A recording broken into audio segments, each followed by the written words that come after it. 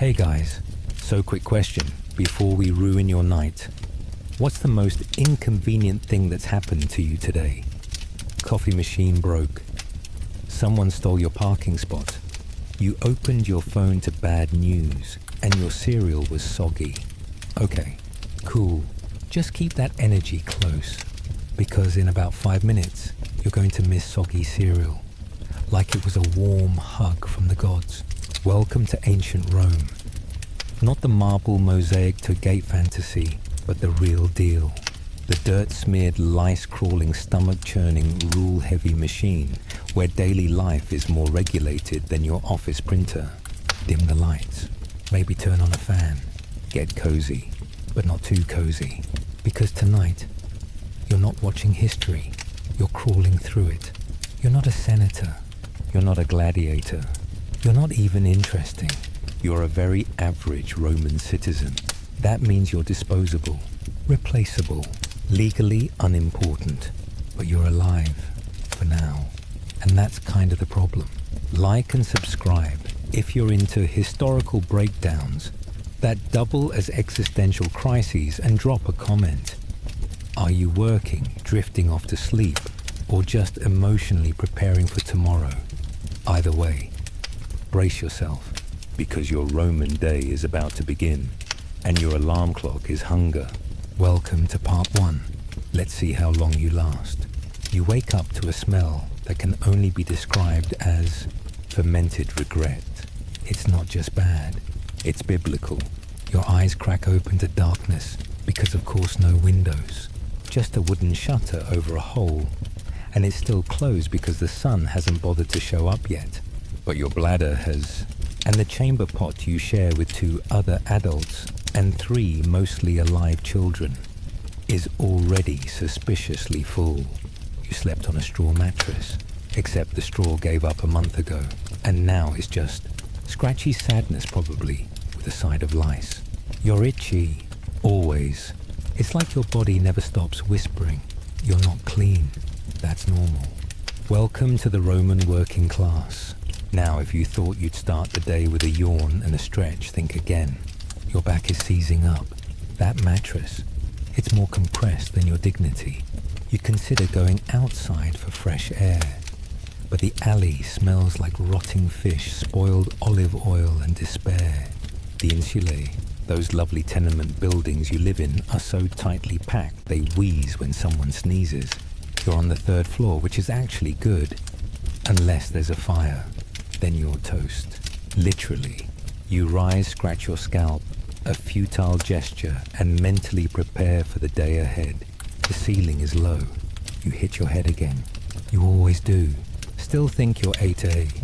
Ma, Zoom meeting is rough. Your first challenge isn't philosophical. It's gravity. Because descending those stairs in the dark is a death wish. The steps are chipped, damp, uneven. You know, like a guy who broke his hip last week. He's dead now. Didn't walk it off. Just laid there. Got infected. Boom. Fever. Gone. That's the Roman healthcare plan. You reach the ground level with a breathless sigh. Your breath smells like yesterday's lentils and hopelessness. You spit into the street like everyone else. Sanitation heart. The gods do not provide flush toilets. They do, however, provide the full scent symphony of 1,000 neighbors, defecating into buckets and tossing them out windows. Some mornings, you wonder what it's like to be rich. Other mornings, you wonder what it's like to breathe without gagging. You shuffle toward the fountain. It's not far. Public fountains are everywhere. And thank Jupiter for that. Because without them, you'd be more dehydrated than a salted mackerel. But the line's already forming, because of course it is, and everyone's grumpy. You hear arguments about water rights, line cutting, and whose goat pooped where. Classic Roman drama. You fill your clay jug praying you don't drop it, because if it shatters you go thirsty, or you drink street runoff, which is basically cholera in a cup. Back home you splash your face.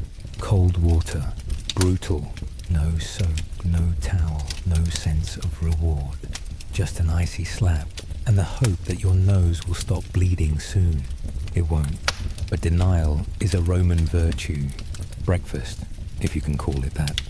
You gnaw on a piece of coarse bread so dense it could be classified as masonry.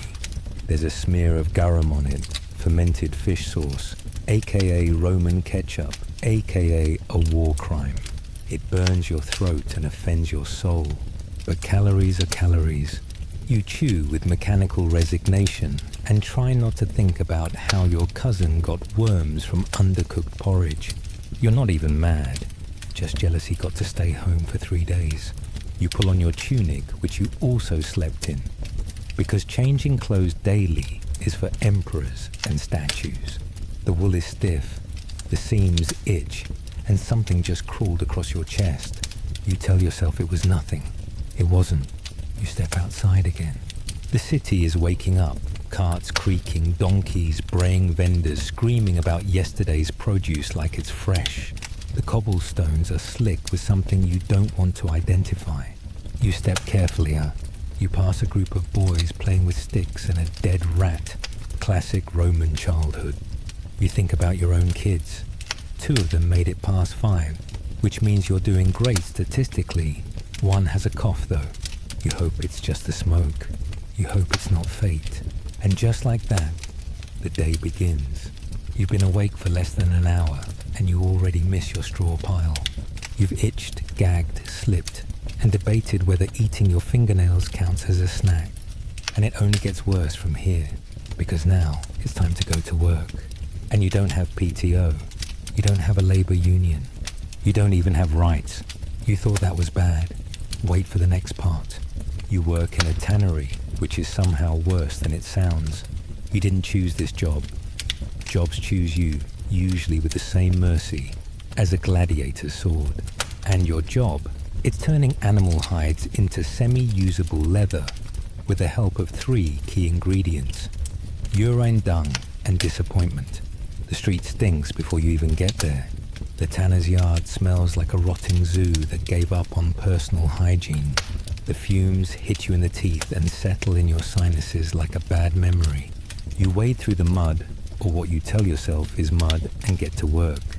There's no training, no safety regulations, just a pile of skins, a tub of hot foul liquid, and an old man who may or may not be missing 3 fingers. You scrape the hair off hides with a dull blade, hands blistered back bent, trying not to vomit. Spoiler, you will. Everyone does their first week, and then you just stop reacting. That's the horror of it. You normalize it. The smell becomes your air. You start dreaming in shades of beige and blood. Every day ends with your hand stained yellow and your soul stained worse. Your co-worker, Marcius, tells you a funny story about a guy who fell in the lime pit and came out hairless and blind. You laugh because you're supposed to. But you know, Marcius is half blind too, and he's 23. You think about asking for better pay. You don't, because that's how you end up mysteriously unemployed, or mysteriously dead, or mysteriously fined for insulting the dignity of your master. And don't forget, you're legally allowed to be beaten, with reason or without. Depends on the mood of the foreman, who happens to be drunk on sour wine by noon most days. You take a break around midday, not because you're entitled to it, but because your body is staging a minor rebellion. Lunch is whatever you packed this morning. More bread, maybe a cold onion, possibly a few olives, if you were lucky at the market. You eat sitting on a rock, swatting flies, watching dogs fight over what might be a rat carcass. One of them wins. It doesn't look proud. You close your eyes for a second. Just one. You remember a dream you had last night.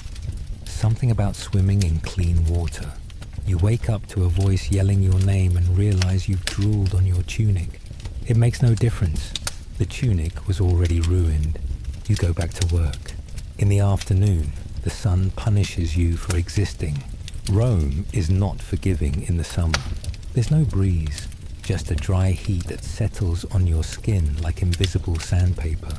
Your sweat stings the open cuts on your arms. You push through. There's no other option. Quitting isn't a thing.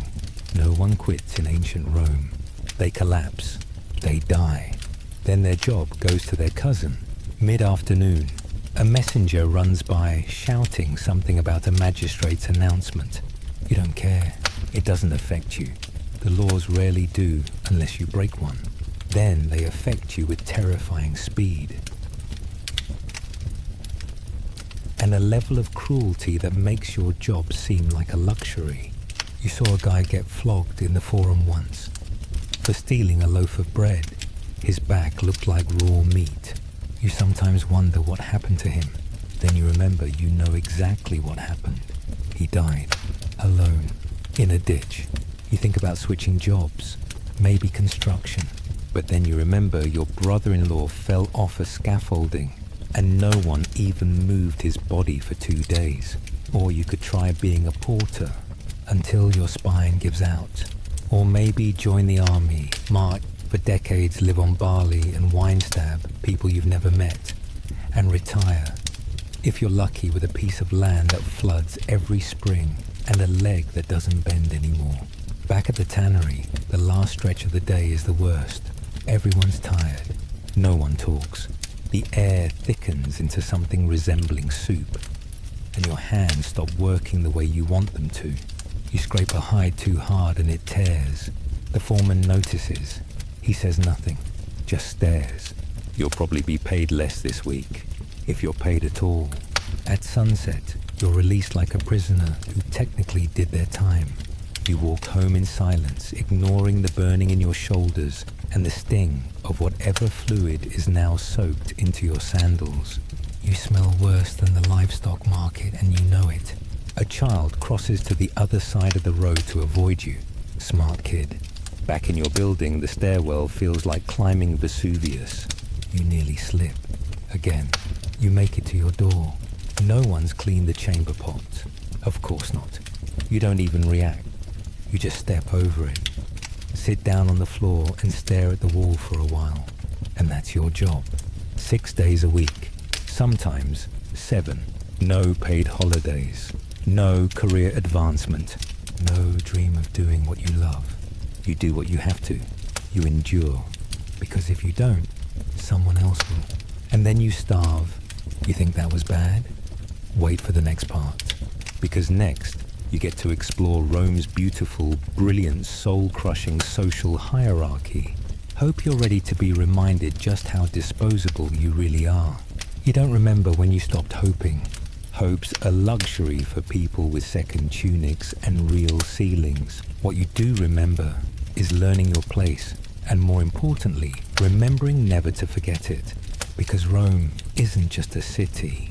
It's a hierarchy carved into stone and enforced by fear, shame, and the occasional crucifixion.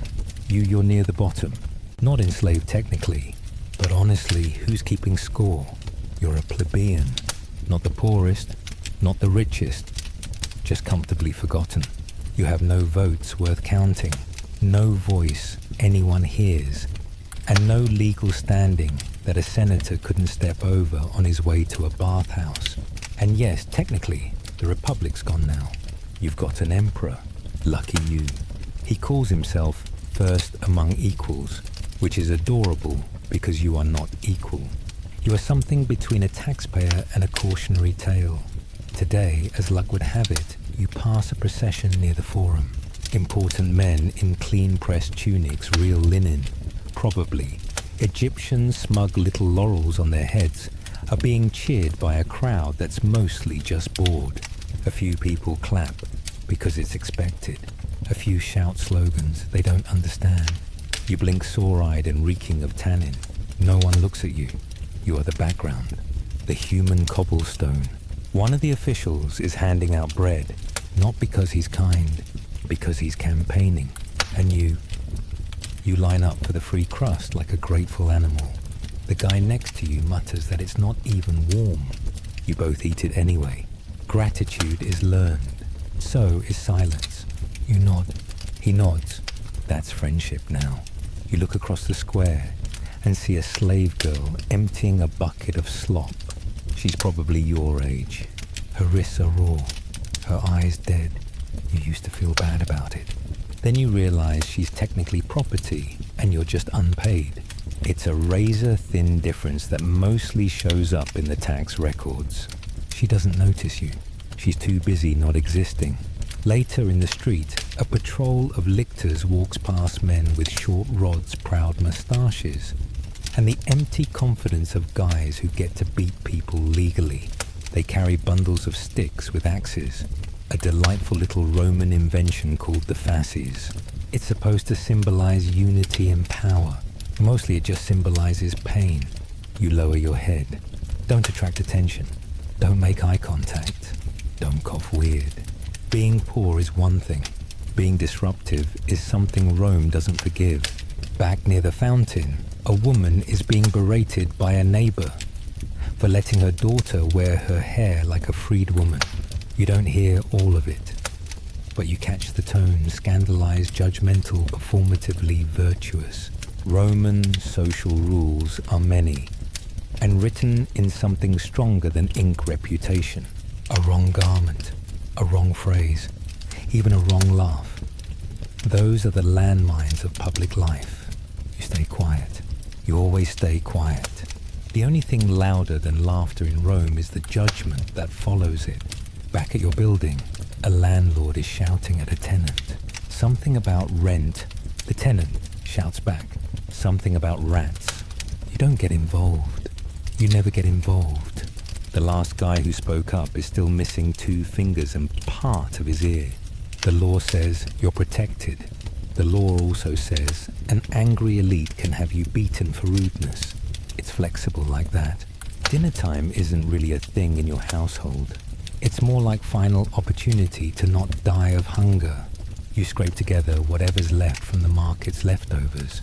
A few sprouted beans, some cabbage leaves, maybe a lump of millet.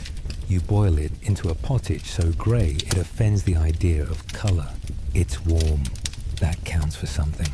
Your neighbour comes over. She smells worse than you, which is honestly a comfort. You trade news, which is a generous word for rumours shouted across alleys. Someone was executed for stealing a chicken. Someone else bribed a clerk for better grain. A kid got kicked by a donkey and now speaks in tongues. No one questions it. Everyone just shrugs and chews.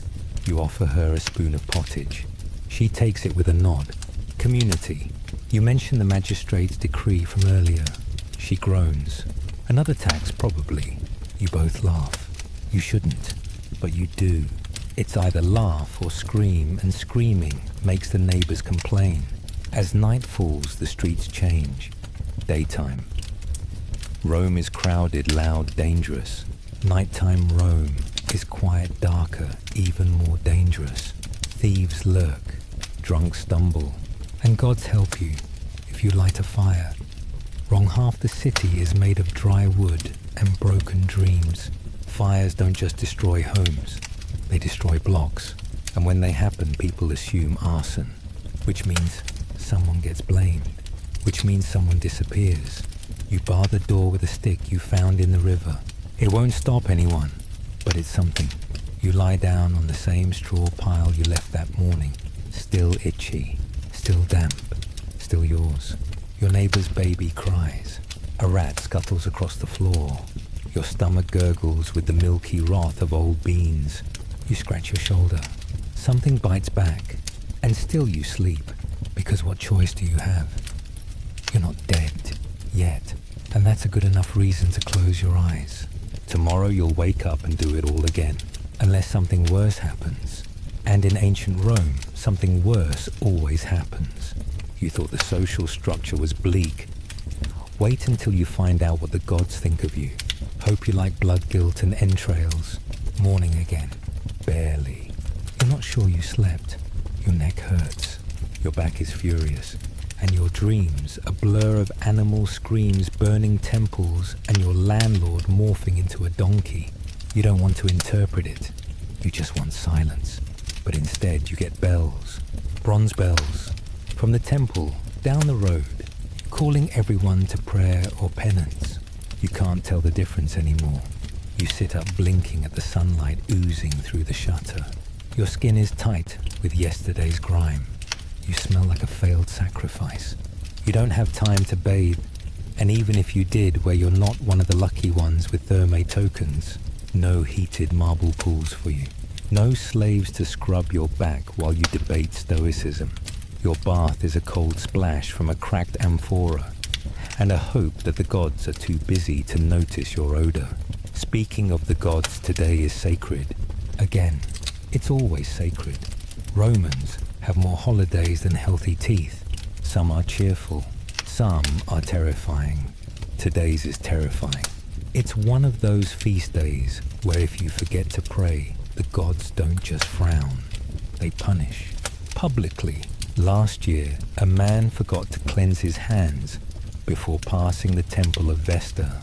He tripped, broke his nose, and people whispered that the goddess herself did it. You didn't believe it, but you still wash your hands, just in case. You pass the shrine of your neighborhood's lares, the household gods, who are somehow both comfort and threat. You bow slightly, not too much. Someone might think you're mocking them. Someone's always watching. You murmur a few words. They're half prayer, half apology. You don't know what you've done wrong today, but you assume something. You always assume something. At the marketplace, there's a commotion.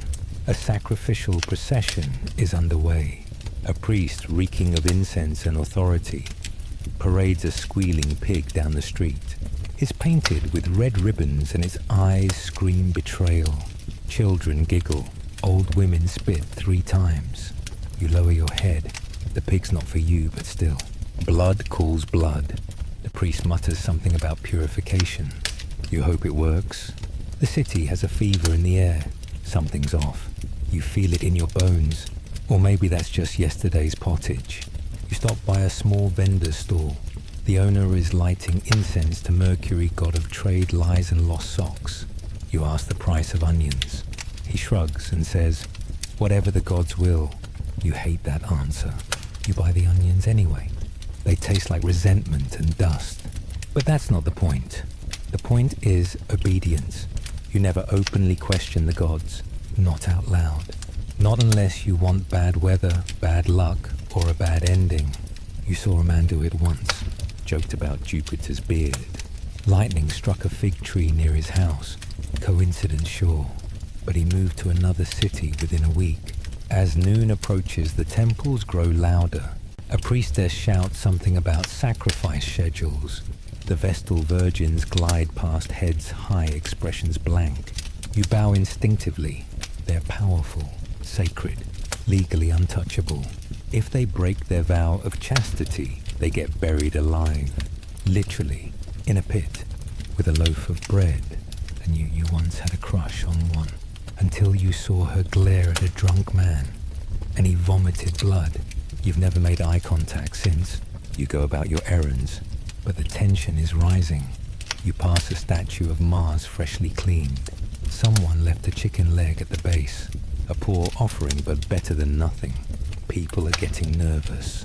Whispers of plague, earthquakes, omens. The gods are moody this season. Maybe they're bored. Maybe they're testing everyone. Maybe they're just cruel. No one says it out loud. But the fear is there in the way people speak softly near altars.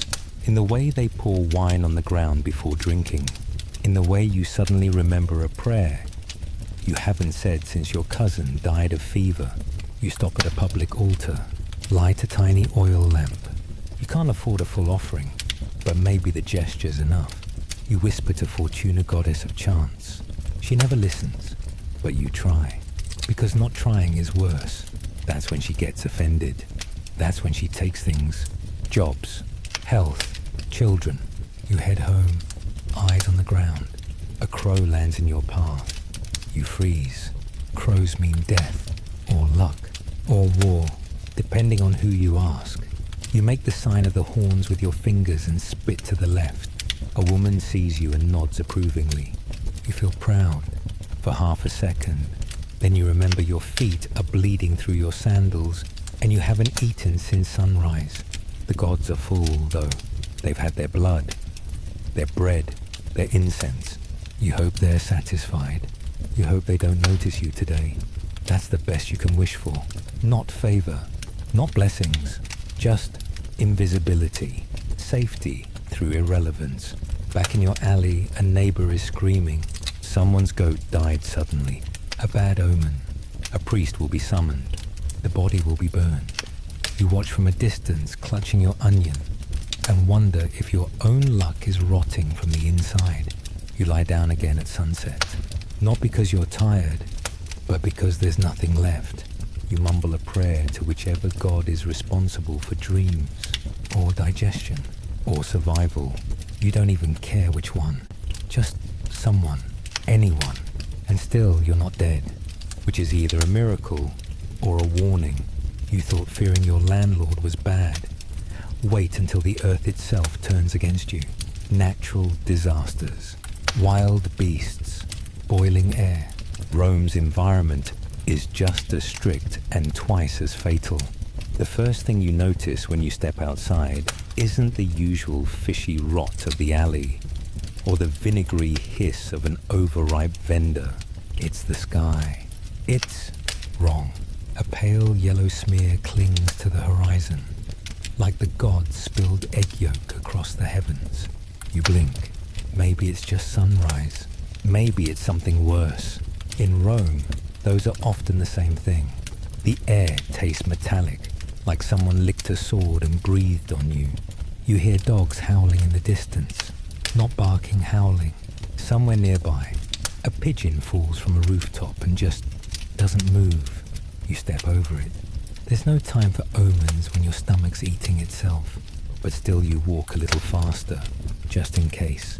You make it to the city's edge where you're hoping for fresh vegetables, or at least mold you can scrape off. The forum's closed today, thanks to another festival. No trade, just prayers, which means everyone's angry and hungry. Again, you pass a butcher's stall, a line of people clutching coins and hope. The meat smells questionable. There's a dead boar hanging upside down, with its eyes still open like it died mid-scream. You try not to look at it or relate to it, but before you can line up, the ground moves. It's not dramatic, just a twitch, a small ripple beneath your feet like the earth side. You freeze. Others do too. Then it stops, and people laugh, nervously.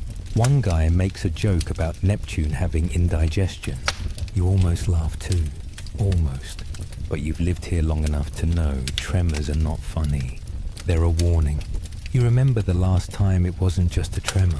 The city cracked open like bad pottery. Roofs slid into streets.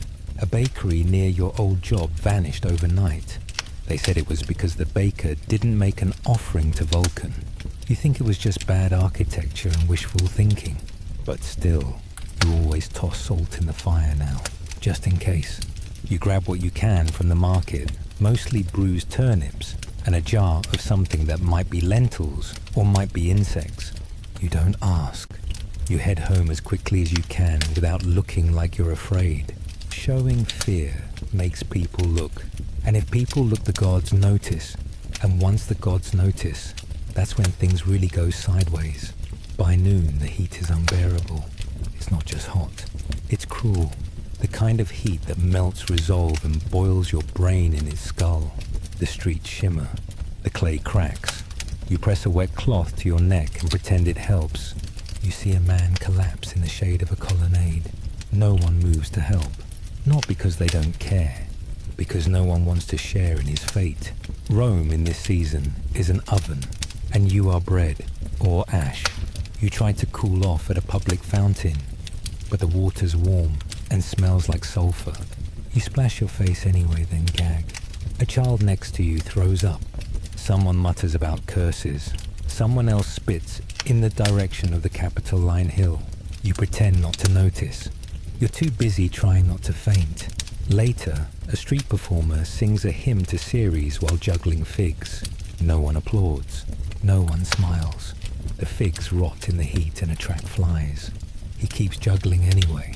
Desperation is louder than dignity. You toss him a coin, then regret it. Not because he doesn't deserve it, because now you're out of coins. Again. By afternoon, the breeze picks up. That should be good news. It's not. It smells like smoke. Somewhere, something's burning. You don't know where. You don't need to. It's not your building yet. That's good enough. You pass a temple where the priests are performing a purification ritual. They wave bundles of laurel and chant in low voices. A goat is led in. You don't wait to see what happens. You've seen enough entrails this week. You walk faster. Just a little. You try to tell yourself it's the heat making you paranoid. Not the twitch in the ground. Not the bird corpses. Not the woman you saw whispering to a statue like it whispered back. Your building is swaying slightly when you return. Or maybe that's you. Either way, you climb the stairs with your hand on the wall. And every step a prayer. You make it to your room. You collapse onto your scratchy pile of straw. You close your eyes. You tell yourself you're fine. You're fine. Then the hail starts. It comes out of nowhere. Small at first, then bigger. Pebbles, stones, knuckle bones, thudding against the roof like the gods are playing dice with your skull. You hear screams, then laughter. Someone yells that it's a sign. You don't argue. You just curl tighter into your tunic and pray your roof holds. It doesn't. A chunk of tile crashes beside you. Dust and plaster explode into your face. You cough. You crawl. You do not scream, because you still think maybe if you stay quiet, the universe will forget about you. Eventually it ends. The air stills. The hail melts. Rome exhales. You sit up, covered in bruises, dust, and other people's prayers. Your neighbor's goat is missing. The baby next door won't stop crying. Your hands are shaking, and you're still alive, which again might be the worst part. You thought the world outside was cruel. Wait until you see what you're expected to eat tonight. Because Rome isn't just dirty and dangerous, it's hungry, and the menu is punishment. Evening creeps in like a thief, slow and mean. The hail has melted, but its ghosts linger in bruises and broken shingles. You're cold now because of course you are. Rome has two settings, inferno and mildew. You sit hunched in the corner of your room, blinking at the single oil lamp sputtering in its saucer, and realize with a painful clarity that you're starving. Not just, I skipped lunch hungry.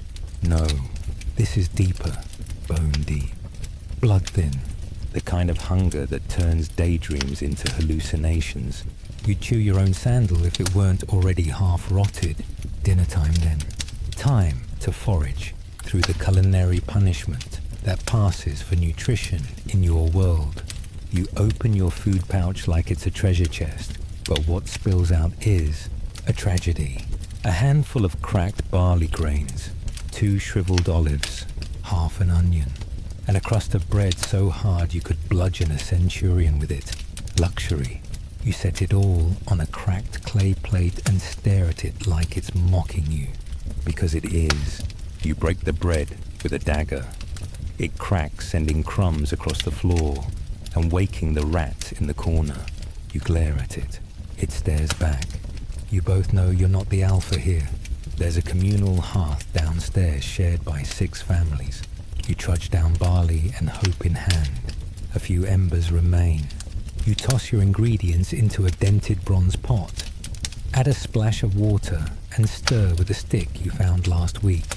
It's not a recipe, it's survival. Barley sludge with onion fragments and olive pits. Bon appétit. A neighbor leans over and offers a pinch of dried herbs. You don't ask what kind it smells like despair and wild grass. You thank her anyway. Flavor is relative when your baseline is please don't taste like feet. The pot bubbles reluctantly. You crouch by it, watching the surface tremble. Your stomach growls so loud someone blesses you, just in case it was a demon. You mutter thanks. The woman next to you is boiling a single cabbage leaf in wine, not because it tastes good, but because her husband claims it prevents gas. He's wrong, by the way. He always is, but correcting him would get you cursed. Finally, it's ready. If boiling grey goo, the consistency of spoiled glue, can ever be called ready, you pour it into a wooden bowl and burn your tongue on the first sip. You don't care. You slurp it down, seeds and all. The olives are bitter. The onion tastes like mold. The barley is chewy in the way rope is chewy. It's the best thing you've eaten in a week. Across the room, a man is eating dried locusts. He offers you one. You hesitate. Then you accept. Crunch. Not bad. Like crispy doom. You wash it down with a gulp of sour wine from a cracked amphora. It tastes like vinegar and betrayal. But at least it's not water. Roman water comes with its own microbial roulette wheel. Your host brings out garum, the infamous fermented fish sauce. You've smelled it. You've tasted it. You've regretted it. And yet, you ladle a drop into your bowl. Why? Because it's Roman. Because it's tradition. Because if your ancestors suffered through it, you might as well too. Your lips tingle. You're not sure if it's flavor or early stage poisoning. Either way, the pottage is gone. Later, people sit around the embers and belch politely. One man complains his neighbor's stew made him dream about being eaten by wolves. Another claims he saw mercury in the steam. Everyone nods. You do too. You know better than to challenge another man's food visions. You help clean the pot with a rag that used to be white and is now a tapestry of stains. A child offers you a plum pit she found. You accept it like a jewel. You suck on it until it stops tasting like anything, which takes about 8 seconds. Before bed, you rub a clove of garlic on your chest. Old wives say it keeps away spirits. You don't believe it, but it also keeps away neighbors, so bonus. You climb the stairs again, belly full of mush and fermented fish regret. Your breath could knock out a temple priest. You lie back on your scratchy straw pile. The rat is gone. Or maybe watching from the wall. You hear someone in the alley retching, then silence. You made it through another meal. You didn't choke, starve, or get food poisoned. That's a win. But you'll be hungry again by dawn. You always are. Still think your gluten-free meal prep is rough. You just ate something that may have had toenails in it. And tomorrow's menu worse. Always worse. But don't rest too easy. Because while your stomach settles into misery, the streets outside are preparing something far darker. Tomorrow isn't promised, but pain that's guaranteed. You thought your food was cruel. Wait until we talk about Roman justice, fear, betrayal, public punishment, and you're always one wrong step away from being the entertainment. You don't sleep. Not really. Not with the creaking walls, the occasional scream from the street, the sound of boots on cobblestones that always seem to pause right outside your door. And even if none of that bothered you, and it does, there's still your stomach. It's starting to fight back. Something you ate last night, or something that ate you back. You curl up tighter in the straw and tell yourself it's fine. You've survived worse. You always survive. That's your problem. Morning arrives with the subtlety of a thunderclap. A crier stomps through the alley, yelling something about justice and spectacle. You don't want to know, but you do, because in Rome, justice is never quiet, and it's never far away. By mid-morning, the forum is packed. You shouldn't be here. You should be working. But the tannery's closed today. One of the vats cracked and flooded the floor with urine water and dead skin. You count your blessings, then gag at the memory, then join the crowd. Everyone's buzzing. There's been a theft. A serious one. Someone stole silver from a temple. That's bad. Really bad. Not just crime bad, but divine bad. People are tense. The gods don't like being robbed. And when the gods are angry, bad things happen. Fires, storms, infertility. And since no one wants that, someone has to pay. The accused is a boy, maybe 17, skinny, pale, eyes like broken glass. He swears he's innocent. They all do. He doesn't even look like he could lift a loaf of bread, let alone steal sacred silver. But the magistrate doesn't blink. He has a scroll, a list of laws, and a face like cold stone. The crowd cheers, or jeers, or both. It's hard to tell. The sentence is swift flogging, followed by hard labor in the mines. If he survives the flogging, which he won't. You want to look away, but you don't. Because not watching is suspicious. Not clapping is suspicious. Not cheering for justice makes people wonder what you're hiding. So you cheer, softly, mechanically, with just enough volume to blend in. The lashes fall. The boy doesn't scream. That's the worst part. He just crumples. People throw coins. Not for him. For the gods. Payment. Insurance. A bribe for forgiveness. You drop a coin too. It's your last one. You whisper a prayer as it hits the stones. You walk away numb. You've seen worse. You've heard worse. But each time it scrapes something off your soul like lime off a hide. You remember your neighbor Julia. She once joked about tax collectors being parasites. 2 days later, she tripped into a well. Rome doesn't have censors. It has consequences. Later, a man is dragged from a tavern accused of sedition. You don't know what that means. You don't think he did either. But someone said he insulted the emperor. That's enough. He'll disappear now. Maybe reappear in chains. Or not at all. You cross the street. You do not make eye contact. Justice in Rome isn't blind. It's looking directly at you all the time. And it has a knife. You stop by a bakery. You don't have coins, but you have an old ring your uncle left behind. You barter for a flatbread. The baker takes it eye sharp. He's watching your face, your hands, your tone. Always watching, always evaluating. If you say something wrong, act too poor, too defiant, too anything. He could report you for anything, for nothing. The Praetorians don't need much. You eat your bread behind a column. It tastes like ash and adrenaline. You chew slowly, like you're hiding the act from fate. Because even eating feels dangerous. That afternoon you return home to find your door ajar. You panic. You rush in, no one's there. But the room's been searched. Poorly. Your clay bowl is cracked. Your blanket's gone. You sit on the floor and shake. Maybe it was thieves.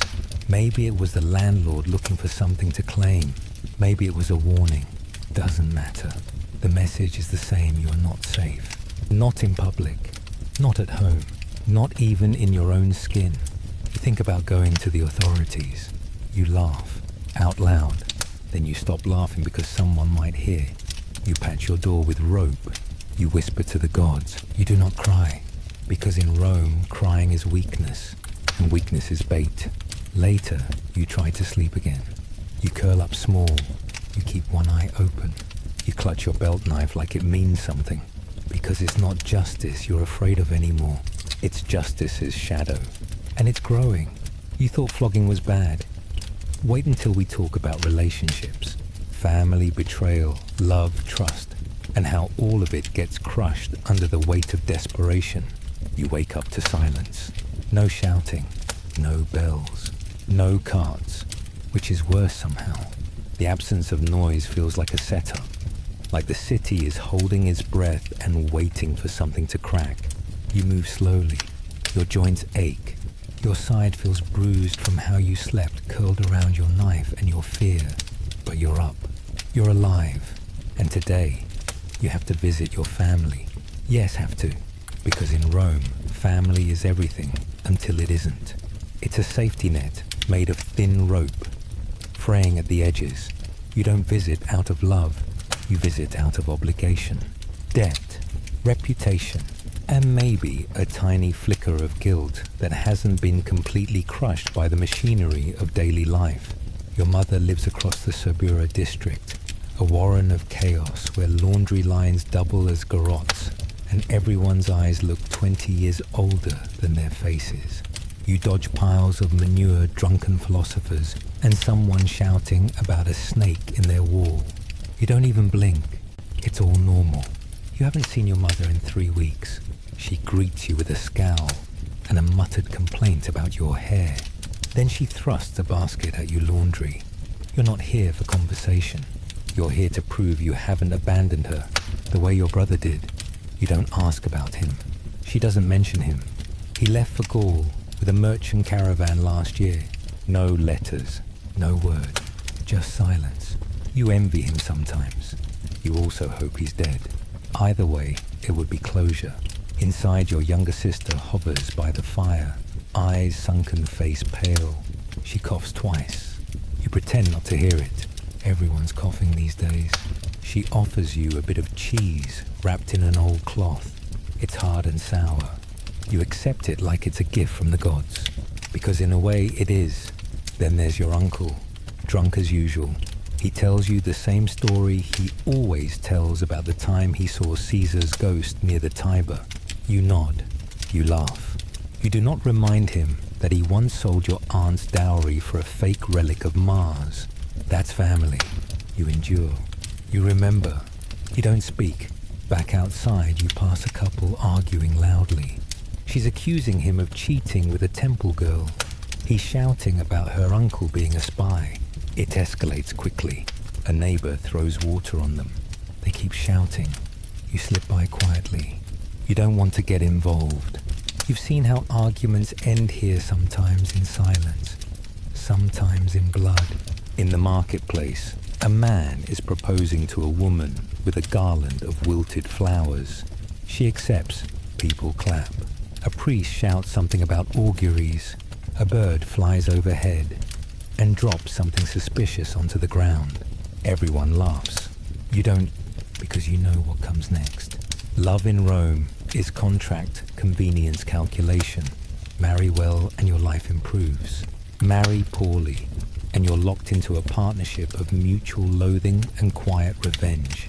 You think of your neighbor's daughter married off to a baker twice her age. She tried to run once, didn't make it far. Now she walks with a limp and never speaks above a whisper. You once liked a girl. She liked you back. You shared a fig and a joke. Then her father traded her to a spice vendor for credit. You haven't seen her since. You hope she's happy. You doubt she is. Rome doesn't believe in love. Not really. It believes in legacy, in reputation, in alliances that look like affection and sound like power. The rich marry to consolidate land. The poor marry to share rent. Everything else is storytelling. You return home and find a note scratched into your door. Where is he? No name. No signature. Just thread. Your hands shake. You check your room. Nothing's missing, but everything feels wrong. You sit. You wait. You try not to panic. Later, your cousin stops by. He's sweating, twitchy eyes darting. He asks if you've seen anyone suspicious. You laugh. Everyone's suspicious. He doesn't. He tells you not to go to the baths tomorrow. Won't say why. Then he leaves. You lie down again. You stare at the ceiling. You think about trust, about loyalty, about how thin it all is. Family can sell you out. Friends disappear. Lovers vanish.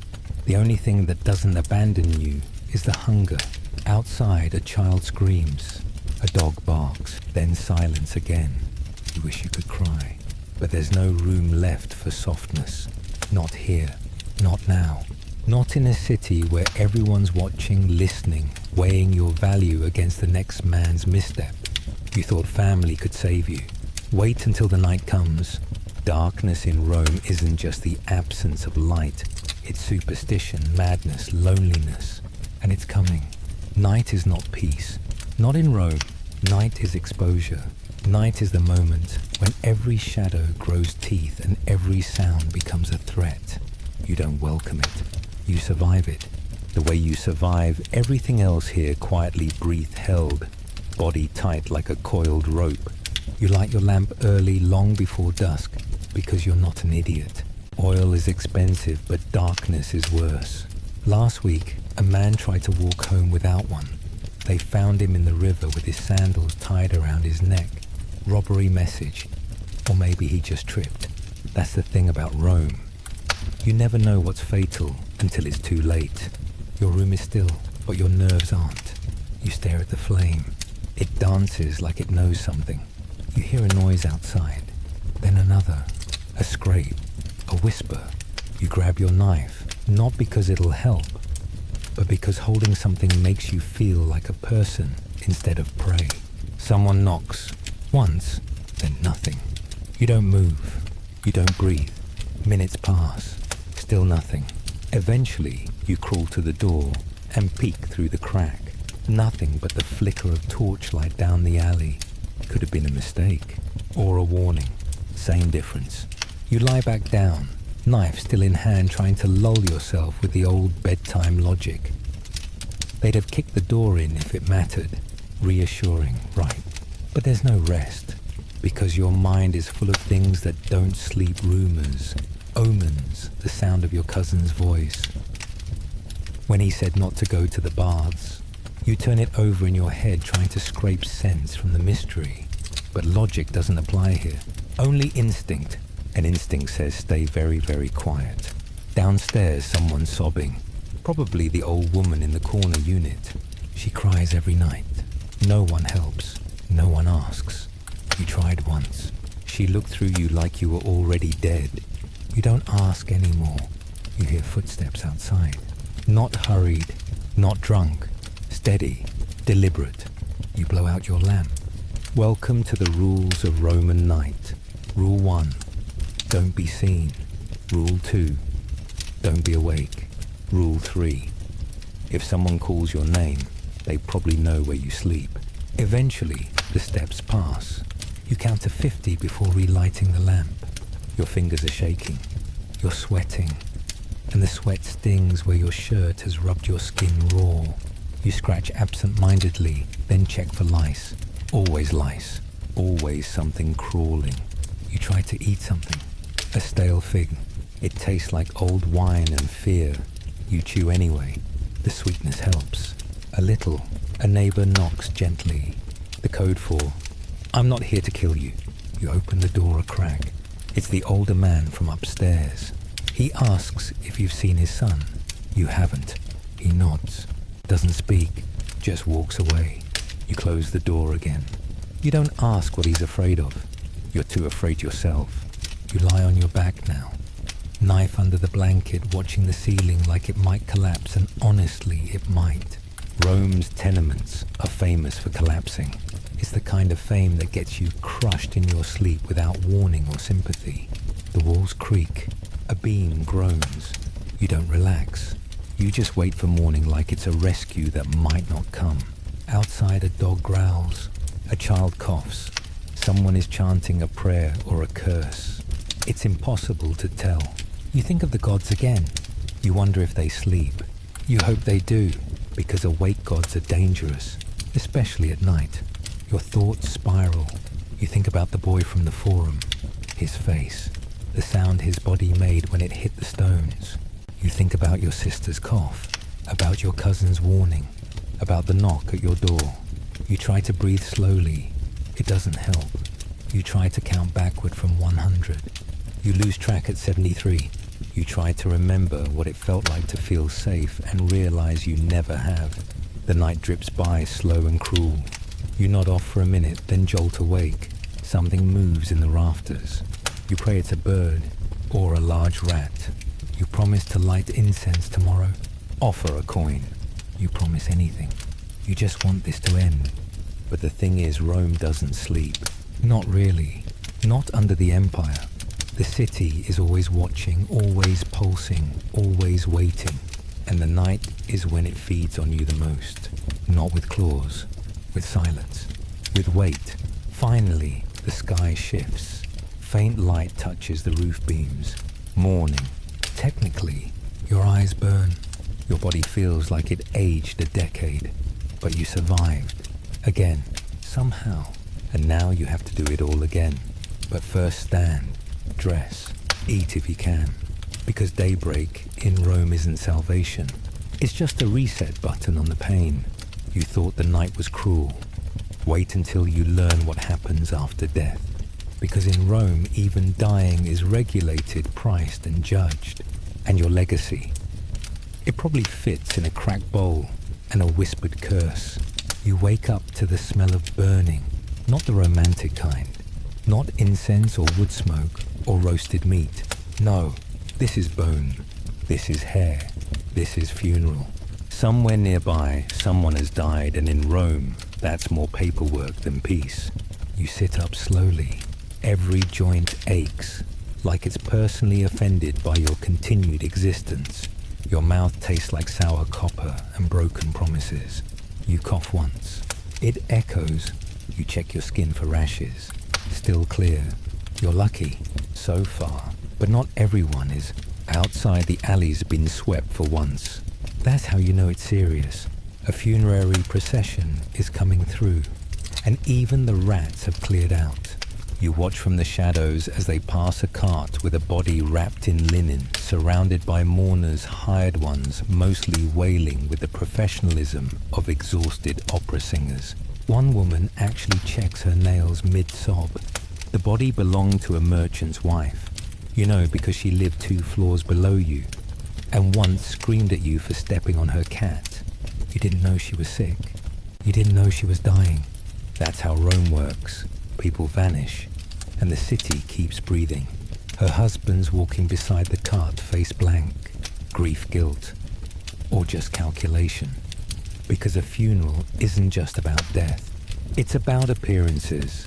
It's about showing you cared enough to pay for musicians, for actors, for bread throwers, for a man in a death mask, pretending to be her great-grandfather. You know it's theatre. Everyone knows. But theatre is Rome's second religion. The cart creaks past, heading toward the gates. They'll burn her outside the city walls. Law requires it. Fire and ash don't belong among the living. They belong on a pyre, under a sky that doesn't care. You wonder who'll light it. You wonder if he'll say her name. You wonder if she'll scream even now. Back inside, your neighbor is muttering about bad omens. 2 deaths in 1 week. She says, the gods are thirsty. You nod, because disagreement is impolite, also unlucky. You light a candle in the corner, hoping it's enough. You don't know what it's supposed to do. You just know that not lighting it feels dangerous. Later, you pass the undertaker's stall. He's cleaning a stretcher with wine. Not because it's respectful, because it kills the smell. Barely. A child walks by holding a dead pigeon in a basket. You don't ask. You don't want to know. You pause at the public board near the forum. Notices of deaths, debts, marriages, trials. One name catches your eye. A boy you knew barely. He owed money to a money lender. His body was found in the Tiber, officially ruled a suicide. Unofficially, a message. The paper says he'll be buried in a common pit, unless someone claims him. No one will. You walk away. Later in the day, a conversation in the market turns sour. A vendor shouts that his wife poisoned his stew. Someone else jokes that maybe she wanted the funeral money. Everyone laughs too loudly, because the truth is, funerals cost more than living, and if you die poor, you get nothing. No procession, no pier, just a hole, maybe, unless your family bribes someone, unless someone loves you enough to spend what they don't have on linen, oil, firewood tears. That's rare. You don't expect it, not for you. You think about what'll happen when you go. Will they say your name? Will anyone cry, or will someone sell your knife and use the money for barley? You wouldn't blame them. You visit a shrine. You toss a coin into the offering bowl. The priest nods like he cares. He doesn't. You whisper your name, not loud, not proud, just enough to make sure the gods know you're still here, still trying, still afraid. Because in Rome, even the dead are judged. Were you pious, dutiful, generous? Did you pay your taxes? Did you offend the wrong person? Did you skip a festival? Did you forget to light a lamp? The gods remember. You return home at dusk. You light your own little lamp. The oil's low. The flame dances weakly. You think about your legacy. What are you leaving behind? A cracked bowl, a lice-infested tunic, a pile of straw, and a name no one will carve into marble, but you're alive. And in Rome, that's something. Not much, but something. You lie down slowly. You scratch at a bite. You close your eyes. You wonder if you'll wake up, and then you do. Which means it's time to face the next horror work again. Not just labor, but purposeful exploitation now with an extra dose of absurdity. and divine guilt. You thought dying was expensive. Wait until you try living with meaning under imperial rule, because hope, that's tax too. You're up before dawn again. Not because you want to be, because if you're not, someone else will be, and they'll take your job, your bread, and possibly your entire existence. So you force yourself upright with the enthusiasm of a dying ox and shuffle out into the alley, blinking against the smoke already wafting from someone's burned lentils. Today's job is different. The tannery's closed again. The repairs are taking longer. Something about a structural collapse. You didn't ask. You're not that brave.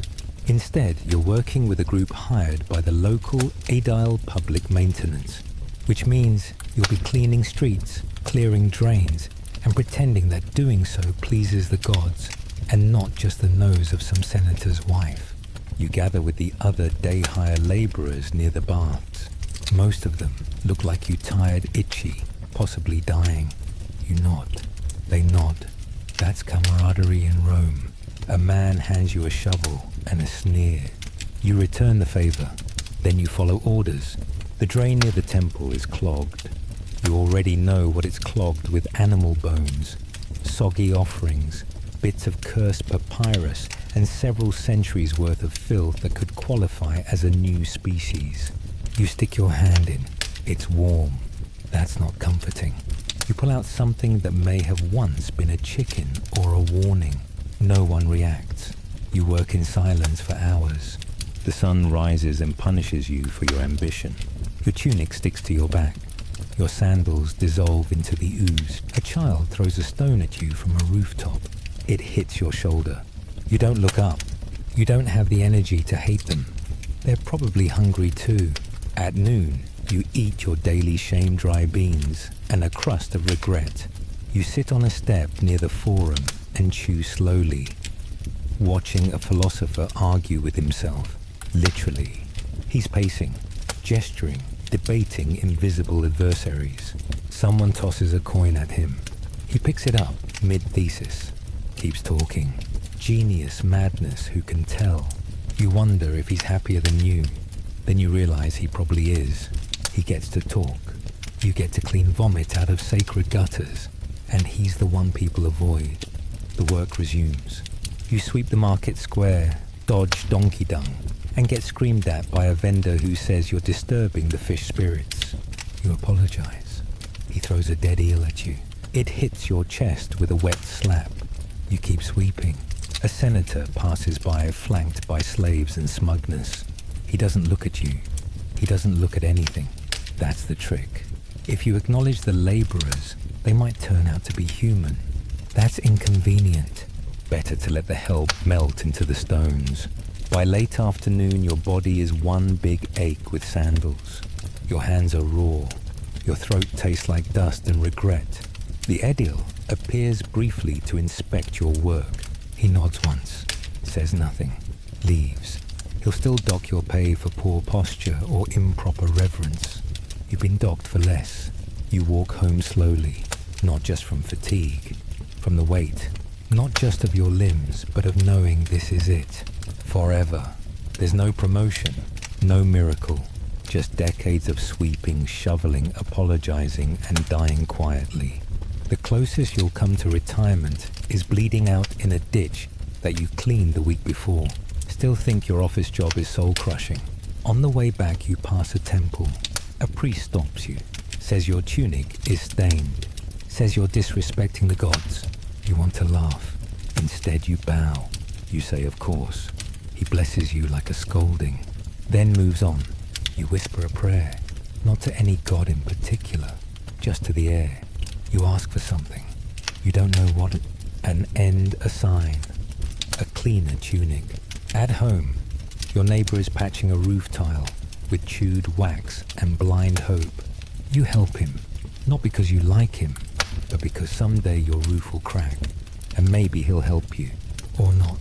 Either way, you'll know you tried. You collapse onto your straw again. The pile is shrinking, or your body is growing. You itch.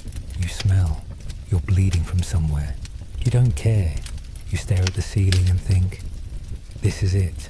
This is my legacy. A man once said labor is honorable. He died rich. You say labor is endless. You'll die itchy, but you're not dead, which means there's more. There's always more. You think work is meaningless? Wait until you get philosophical about it, because next comes belief, and ritual, and guilt, and sacrifice. Rome doesn't just want your labor, it wants your soul, and it wants it sanctified. You wake up to bells again, not alarm bells, not market bells, temple bells, rhythmic, metallic, endless, the sound that means the gods want something. And in Rome, what the gods want, they take. You're already sore, already bleeding somewhere new. Your back feels like it's been stomped by Jupiter's horse, but you sit up, because today isn't about work. It's about devotion. A festival is underway again. You don't remember which one. There are so many. Every god gets their day, sometimes two. You don't keep track anymore. You just obey. You wash with cold water that tastes like rust. You dress in your cleaner tunic, the one that only smells like vinegar and sadness. Then you head out. The streets are thick with incense and hypocrisy. At the center of it all is a line of priests and priestesses, decked out in flowing white robes. You'll never touch faces painted with reverence and mild contempt. Behind them, animals, fat ones, glistening with oils and garlands. You feel hungry, just looking at them. Not for the meat, you won't see any of that, but for the idea that anything here is pure. They march the animals to the altar. The crowd chants. Children throw flowers. You clap with the others half-heartedly. A man beside you mumbles the wrong words. A priest snaps toward him like a hawk. He bows immediately, corrects himself, lives. Then comes the sacrifice. You've seen it before, but it still hits something in you. The goat bleats once. The knife flashes. The blood pours steaming against the cold marble. It smells like iron and thunder. People cheer. Some weep. You stare throat tight. The gods are fed. For now. You wonder what they're fed for. Do they like this? Do they demand it? Or is this just Rome feeding itself guilt into ritual, into power? After the blood, the priests examine the entrails. That's the real moment. They poke the organs looking for omens. Good liver, good year. Bad spleen, trouble. Last month, they found a malformed kidney. And 3 neighborhoods burned down within a week. Coincidence, probably. But you still cross yourself when the liver comes up clean today. You're pulled into a procession, not because you're special, because you're nearby. You hold a torch that's too hot. You walk until your legs cramp. You chant things you don't understand. The gods are listening, apparently, and they are very, very picky.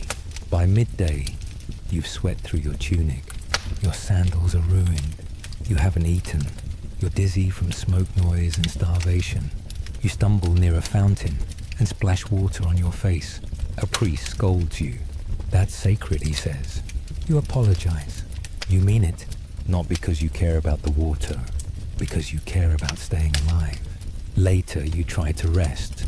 A quiet corner. Just a moment, but someone sees you sitting. Get up, they hiss. It's Vesta's procession. You stand. Again. Knees wobbling. You don't want to anger Vesta. No one does. Her temple burned once. They blamed a girl for sneezing during the vigil. She was buried alive. You remember the silence after. You remember the sound of dirt hitting wood. So you keep walking, keep chanting, keep obeying. You don't feel holy. You feel trapped. You try to pray, really pray, but the words don't come. You mouth them anyway. Oh, gods of Rome, bless me. Protect me, spare me. It's like whispering to a wall, but you do it. Every time, because not praying is dangerous. Because silence makes room for fate, and fate is rarely kind. Eventually, the day ends. The fires die down. The animals are gone. The priests return to their cool villas and honey cakes, and you go home. You drag your feet through alley mud and the remnants of someone's lunch. At your door, you pause. You light a candle. You whisper thanks. Not because you believe, but because you need to believe you did everything right. You need to believe that exhaustion counts as piety. Inside, the lamp flickers. Your fingers are blistered from holding that damn torch. Your throat aches from chanting. Your eyes burn from smoke. But you made it. You bowed enough. You praised enough. You bled enough. And maybe you'll be spared whatever punishment is due next. You lie down wondering if the gods ever get tired of this. Then you remember they don't, because gods don't tire. People do. And that's why the system works. You thought belief would comfort you. Wait until the world itself rises up again. Animal storms the very air, because next comes nature, and she's just as cruel, just as hungry, and far less forgiving. You wake to heat, not warmth heat. Not the kind that hugs you gently from the sun, but the kind that strangles you the second your eyes open. It presses against your chest, seeps into your lungs, drips from the rafters like invisible tar. You sit up gasping and realize the air hasn't moved in hours or days, maybe years. You check the window slit. Outside it's worse. The streets shimmer like they've been smeared in oil. A dog lies motionless in the shade. You're not sure if it's breathing. You hope it isn't. Not because you hate dogs, because if it can't survive this, what chance do you have? Still you go outside, because you have to. The heat doesn't cancel hunger. It just flavors it with sweat and rage. The sky is yellow-gray, thick with dust. The city stinks of heat in all its forms, scorched leather, hot iron, human sweat baked into stone. The bakeries reek. The sewage steams. The gods themselves would gag. You already have. You make it to the market. Most stalls are closed. Those that remain offer wilted greens fish with eyes like melted marbles and fruit that surrenders at the first touch. You buy a half-rotten pear and eat it while walking. It disintegrates in your hands. The juice runs down your wrist. You don't care. You just hope it doesn't attract bees, which it does. You wave them off, stumble past a butcher scraping flies off a hanging goat, and nearly trip over a pile of discarded bones. You're sweating so hard your sandals squeak. Someone behind you curses the weather. Someone else spits and blames it on the gods. A third says it's punishment for that lunar eclipse last month. You nod like you agree. It's safer that way. A child screams down the street. You turn expecting blood or fire or bandits. It's a lizard. Just a lizard. But the mother yanks the child back like it was Cerberus himself. Omen, she mutters. They bring drought. You don't argue. You've argued with a superstitious mother once. You still have the scar. At the fountain, there's a fight. 2 women, 3 jugs, 1 source of water. The water's low. The fight is loud. A man steps in to break it up and gets slapped with a wet sandal. No one intervenes. Everyone's too tired.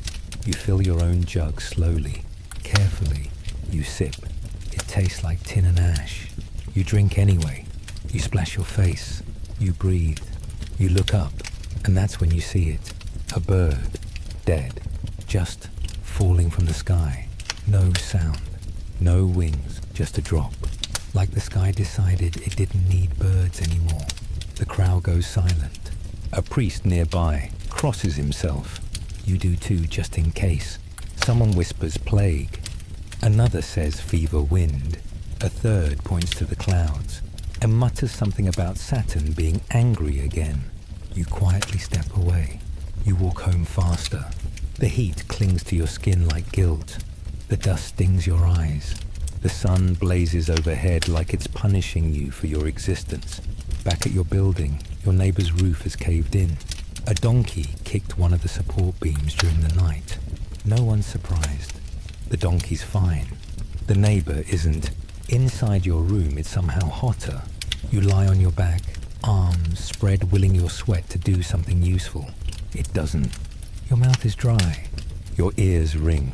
You whisper prayers to every weather god you can remember. Then you remember they like this kind of thing. It's dramatic. It gets attention. They love a bit of suffering. Around sunset, a breeze finally stirs. But it's not relief. It's a dust storm. Wind sharp as knives whipping grit into your eyes and mouth. You choke stagger, slam the shutter closed, and pray your roof holds. You hear someone crying on the stairs. You hear someone laughing. You're not sure which is scarier. When it ends, the city looks war-torn. Trash everywhere. Roof tiles scattered. An entire fig tree uprooted from the forum and deposited in someone's wine shop. The owner is livid.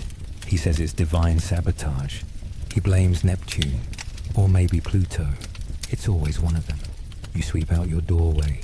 Dust leaves a dead beetle the size of your thumb. You try not to breathe too deeply. The air still tastes like punishment. Later that night, a snake slithers across your floor. You watch it frozen. It watches you. For a moment, you're two creatures trapped in the same sweaty nightmare. Then it leaves. You don't move for a full 5 minutes. You just sit there listening to the city panty. You lie down. Eyes open, throat raw. You think about rain not as water, but as myth. You haven't felt rain in weeks. Months, years. What if it never comes? What if Rome dries up and blows away like everything else? You scratch a bite. You close your eyes. You think about the bird falling, about the dust, about the snake. You wonder what's worse, dying of heat or fear. You drift off, barely. Light sleep, fever sleep. Because nature in Rome isn't a friend. It's a landlord. And you are very, very late on rent. You thought weather was cruel. Wait until you see what dinner looks like tomorrow. Because the only thing more dangerous than a wild boar is a starving Roman with a spoon. Morning. You don't wake up hungry. You wake up hollow. There's a difference. Hunger is sharp, urgent, alive. This is a quiet vacuum. A numb gnawing that doesn't bother with hope. Your stomach doesn't growl. It sighs. You rise slowly, carefully, like any sudden movement might break you in half. Your knees crack. Your jaw aches. You try to remember the last full meal you had. You can't. Was it the stolen barley? The cheese crust from your sister? The dried fig pit you sucked on for 45 minutes? Doesn't matter. None of it stayed with you. You go out hunting not for game but for scraps. You check the usual places behind the bakery. Nothing but ash and rats. The alley near the forum. Someone already beat you to the spoiled cabbage pile. The edges of the market. A child is licking a peach pit clean. You give up and start walking. Sometimes, if you look desperate enough, someone gives you pity bread. You pass a fishmonger. He sees you. Tosses something your way. It arcs through the air with all the grace of a prayer. You catch it. It's a fish head. No flesh. Just teeth and eyeball. You say thank you. Because dignity has no place here. Back home, you boil it with stale vinegar and wild herbs that may or may not be weeds. The broth smells like desperation and salt. You sip it slowly. Your stomach cramps. You keep sipping. Halfway through you find a scale in your teeth. You chew it. It crunches. Congratulations, you're fed. Midday brings you to the grain queue. A new shipment arrived from Egypt. Blessed be the Nile.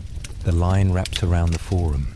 You stand under the sun, surrounded by men and women who look just like you. Thin, sweating grey around the edges.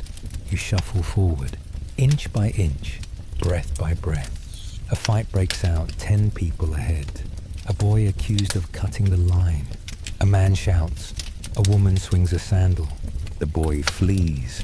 No one follows. The line resumes. The rhythm of survival. At the front, you hand over your chit. The clerk stares at it like it personally insulted his mother.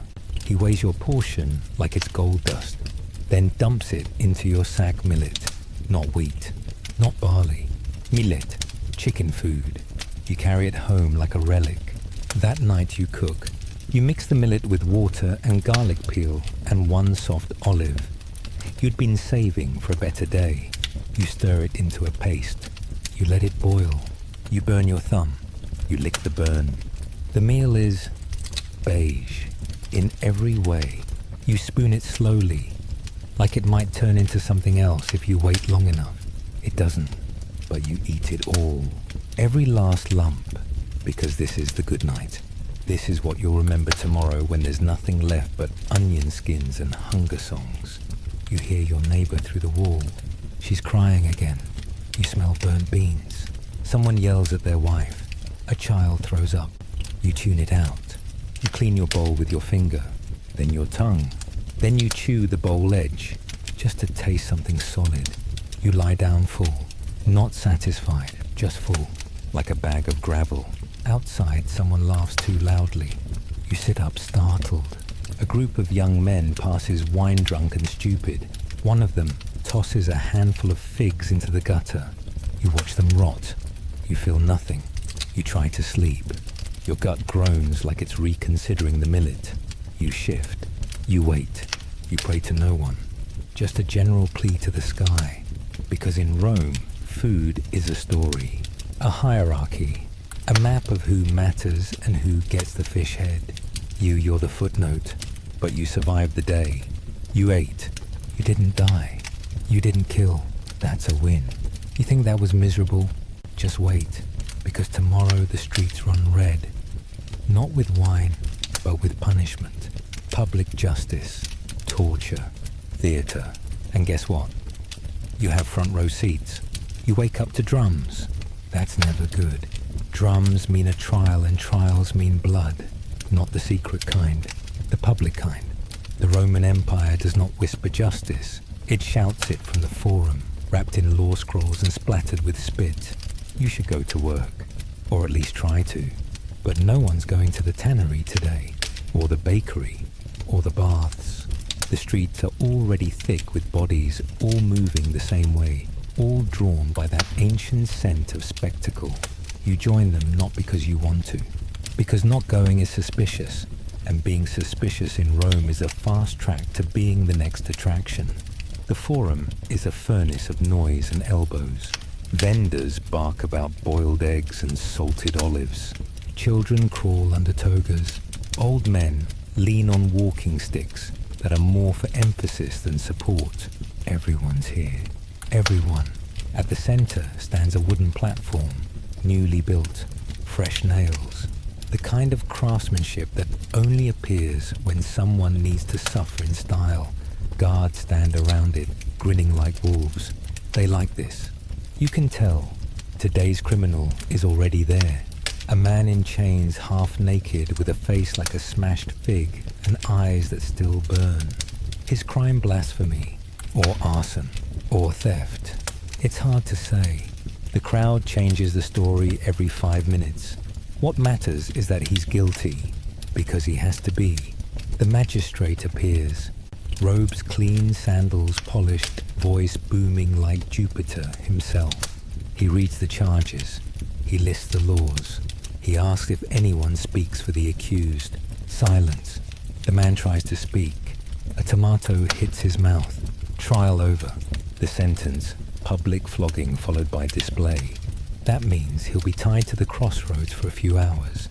Naked, bleeding eyes full of dust. A reminder. A threat.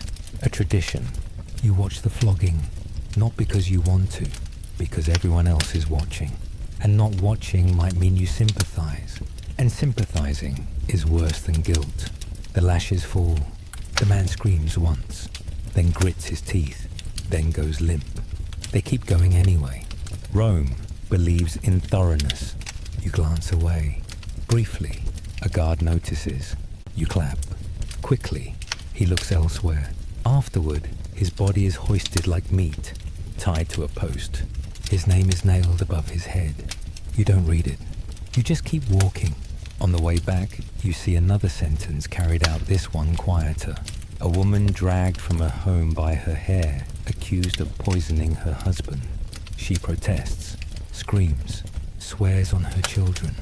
The guards don't care. She's gone before you can even flinch. You tell yourself it wasn't your business. You tell yourself she probably did something. You pass a statue of Minerva. Someone's painted blood on her eyes. You don't ask why. You don't want to know. Later that day, the gossip begins. People dissect every scream, every insult, every drop of blood. One man claims the flogged criminal was innocent. He says he knew him, says he was framed. Everyone else pretends not to hear. That man will be reported within the hour. He knows. He keeps talking anyway. You walk faster. At the fountain, you wash your hands. The water is warm, red tinted. You wonder if it's from the tomatoes or the man. You go home and lock your door. It won't help, but it feels like it might. That night, the air is heavy. You lie awake wondering if your name is on someone's lips. If someone heard your silence at the forum. If you nodded too slowly, clapped too late. Because in Rome, punishment isn't about guilt. It's about performance. About making sure everyone knows who's watching. Who's always watching. You stare at the ceiling and rehearse your innocence. You weren't there. You were praying. You were sick. You didn't see anything. You practice until you almost believe it. Then you fall asleep with one eye open. Tomorrow, maybe it'll be someone else. Or maybe it'll be you. You thought watching justice was bad. Wait until you try to love someone in this place. Because in Rome, even affection is weaponized and betrayal is practically a love language. You don't wake up alone. That's the first mistake. You'd forgotten she stayed the night. You turn your head and see her curled on your straw face, relaxed, mouth slightly open, peaceful, almost soft, which in Rome is the emotional equivalent of leaving your doors unlocked and painting "Rob me" in fish blood on your front wall. Her name is Livia, or maybe it's Sylvia. You were too tired last night to ask twice. You met her in the market 2 weeks ago. She laughed at your joke about worm-ridden figs. You thought that meant something. That was your second mistake. Now she's here, and you feel two things at once: warmth and panic. Not the romantic kind, the real kind. The kind that whispers, did she steal anything? Is she a spy? Did someone see her come in? Because in Rome, love isn't private. Nothing is. She stirs, opens her eyes, smiles, and for a second you forget everything. Then she says, you snore like a wounded boar, and it all comes crashing back. You laugh. She laughs. You both pretend you're people, and not two desperate creatures clinging to warmth like it won't cost you later. You offer her some stale beans. She accepts. You don't ask where she lives. You don't ask who else she sees. Those questions are for people with time security and multiple tunics. Not you. She kisses you on the cheek. Then she leaves. No promises, no lies. Just to look over her shoulder sharp as a knife. You sit in silence for a while. Then you check your pouch. The coin is gone. You sigh. Not because you're surprised, because you're not. You head out. Another day, another bruise. The street is full of noise, barkers, gossips. Two drunks reenacting the founding of Rome with sticks and burps. You walk faster. You feel the stares. Not hostile. Just noticing. And noticing is dangerous. You pass a couple fighting in the street. She's yelling about another woman. He's yelling about her brother. The crowd watches like it's theatre, which in Rome it is. No one steps in. No one cares. You keep walking. Later, you meet an old friend. Or someone who used to be one. Tiberius. He looks thinner, sharper. His smile has edges out. You talk like nothing's changed. But it has. He asks how you're doing. You lie. He asks about your work. You lie again. He says he's got a new arrangement. Smuggling olive oil, maybe. Or forged documents. Or something worse. You don't ask. You just nod. He leans in and whispers something about a magistrate. About blackmail. About a name. You don't respond. He shrugs. Says, you didn't hear it from me. Then disappears into the alley like a bad decision. That night, you see Livia again. She's across the street laughing with a man in a crimson tunic. He touches her waist. She touches his neck. You don't feel jealous. You feel observed.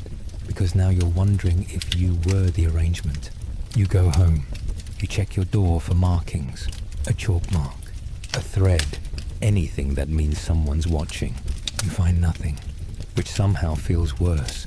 You sit in the dark chewing bean paste, thinking about all the people who've lied to you, who you've lied to, family, friends, that one guy who sold you fake honey, the woman who borrowed your jug and never returned it, yourself.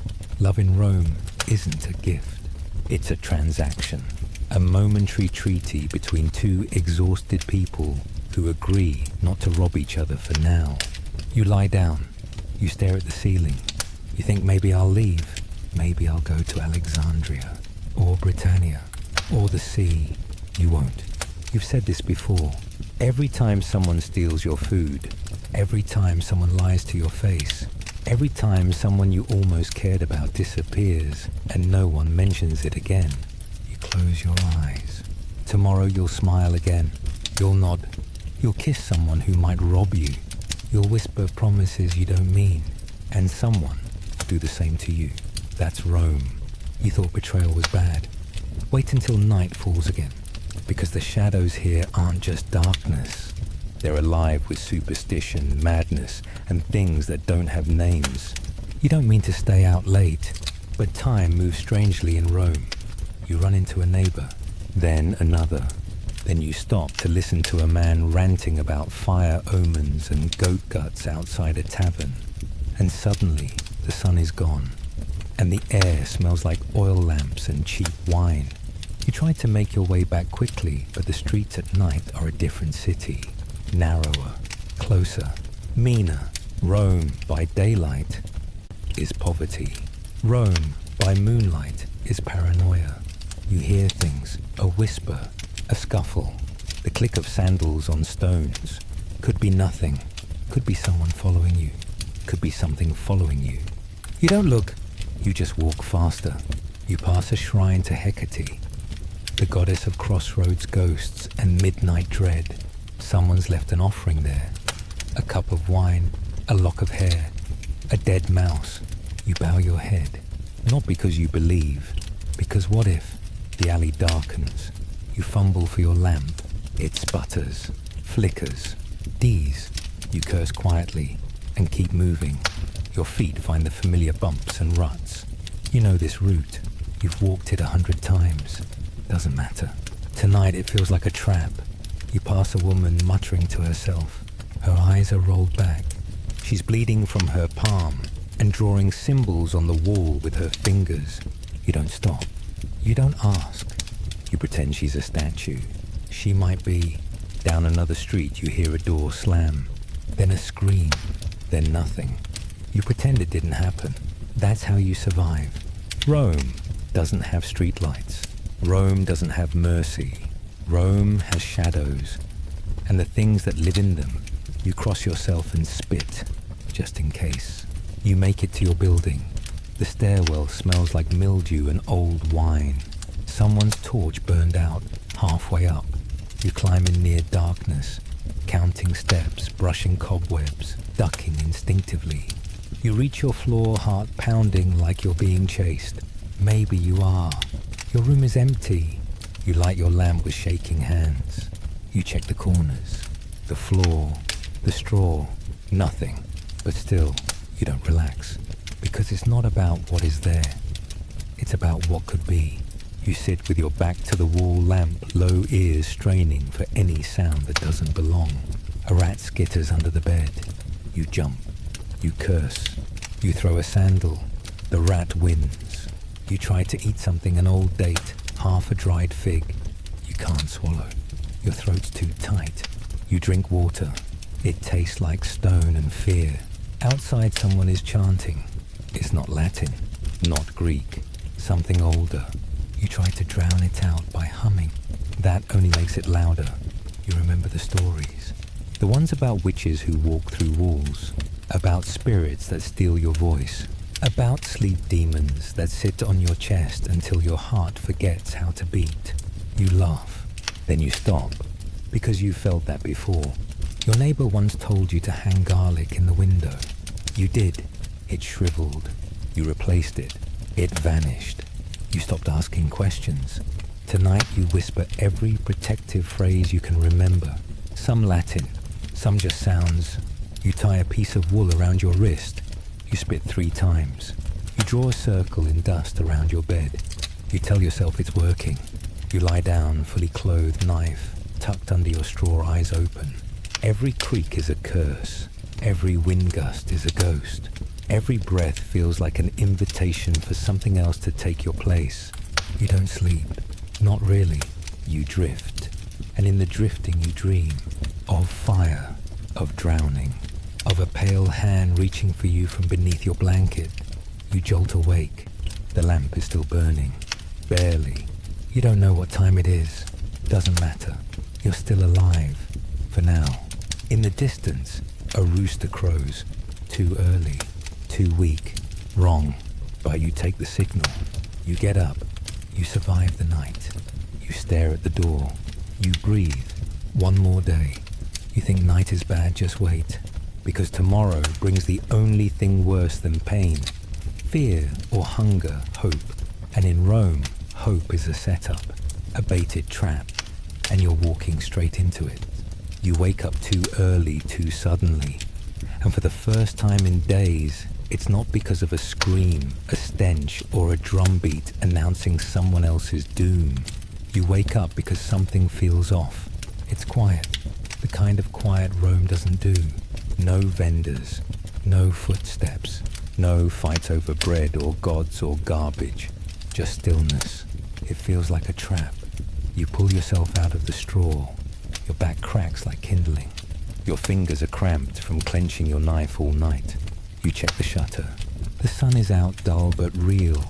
The sky is flat grey. The kind of sky that doesn't promise anything. Not rain, not mercy, just light. Then from the alley, you hear it laughter. Not the cruel kind. Not the drunk kind. Actual laughter. Human. Light. You freeze. Your brain tries to process the sound like it's a language you forgot how to understand. You creep out your door, down the stairwell, out into the street. There's a crowd gathered at the crossroads. A man is standing on a crate juggling knives while telling jokes about senators and syphilis. He's terrible, but the crowd is laughing. You stand at the edge stunned. People are smiling. You haven't seen a smile in days, maybe weeks. Someone hands you a date. You look at it like it's a trap. They insist. You eat it. It's sweet. You nearly cry. A woman near you is singing. Not for money. Just singing. She's off key. It doesn't matter. A priest passes by nodding. Not screaming about doom or entrails. A child runs past laughing, not stealing. An old man gives a toast with a cup of water, like it's wine. You want to believe it. You want to be part of it. You smile. You shouldn't have, because then comes the announcement. A man in uniform steps onto the platform, shouts, holds up a scroll, says something about a new law, a new tax, a new demand from the empire. The laughter stops. The singer stops. The juggler fumbles a knife. Everyone listens. It's a new grain tithe. Higher, harsher, and this time enforced with military assistance. There's a list of neighborhoods being audited. Yours is on it. Of course it is. The man smiles like he's announcing a birthday. Someone curses, loudly. The guards appear. Fast. The crowd scatters. You run. You don't mean to. It just happens. Your legs remember what your heart doesn't. You do not linger when Rome is shifting.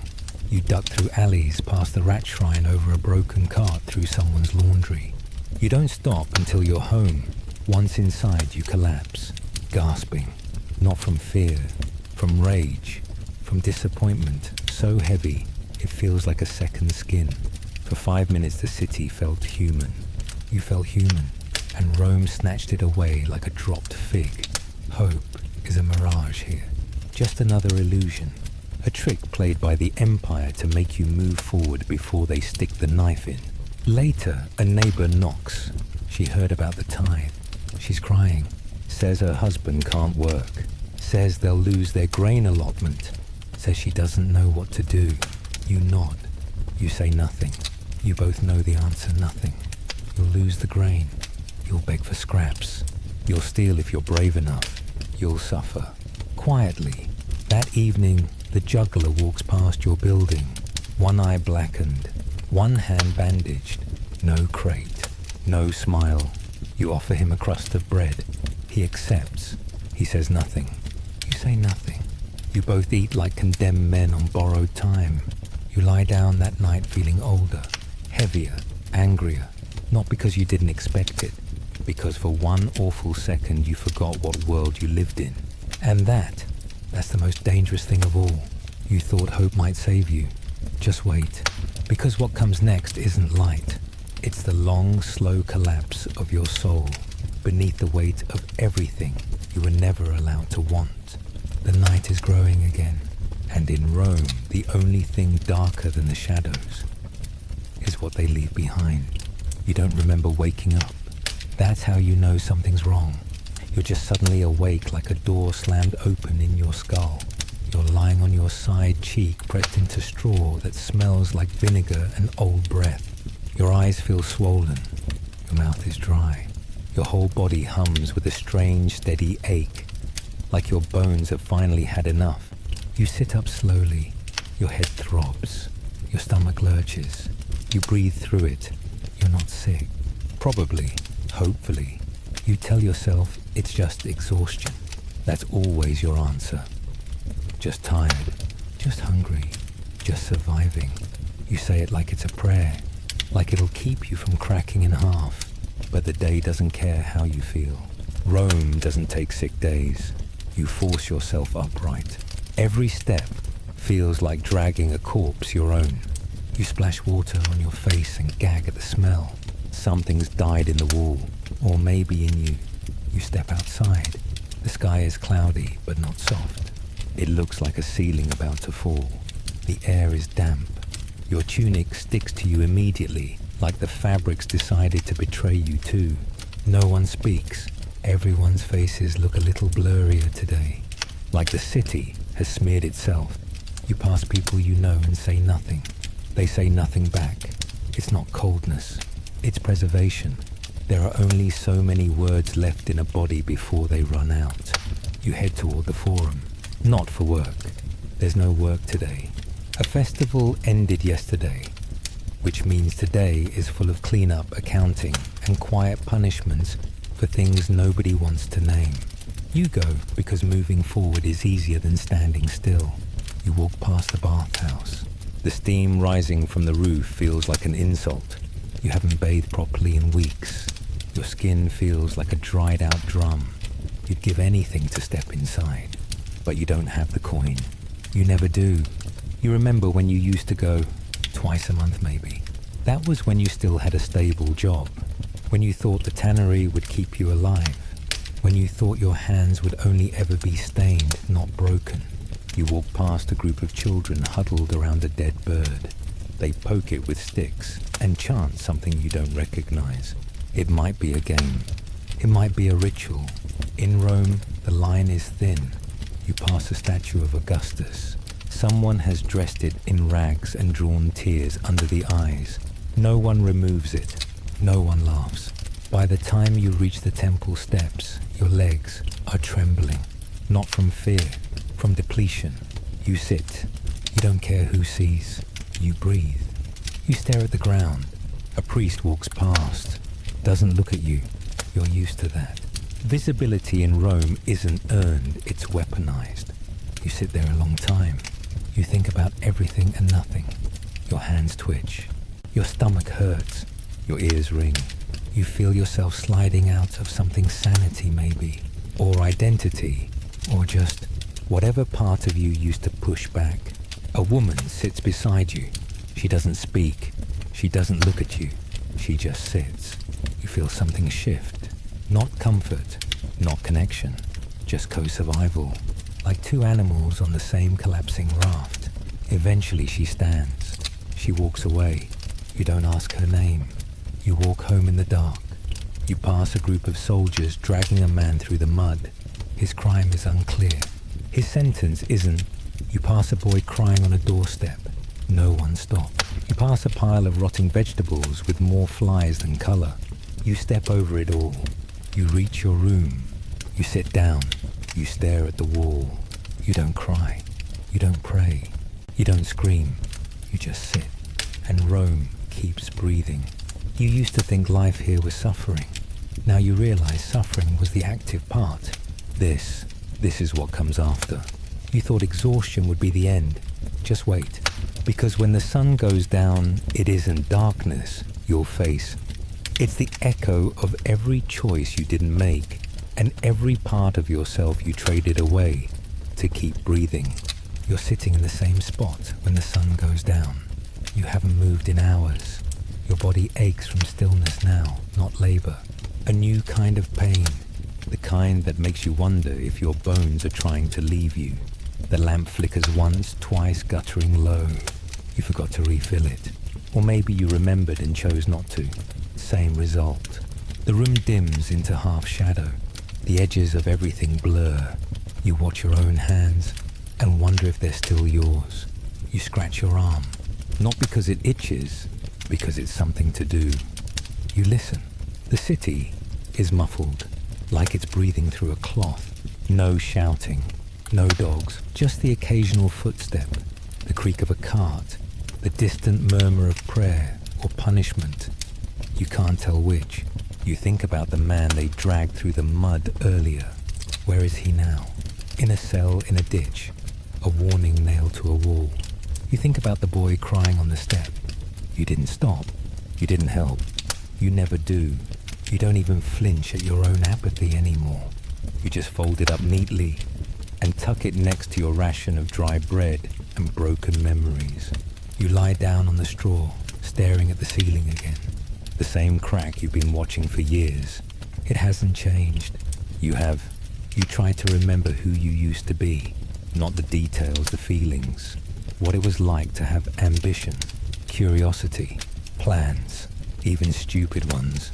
Now you plan your day around bread and silence, around when to walk, where not to stand, how to disappear. You were a person once.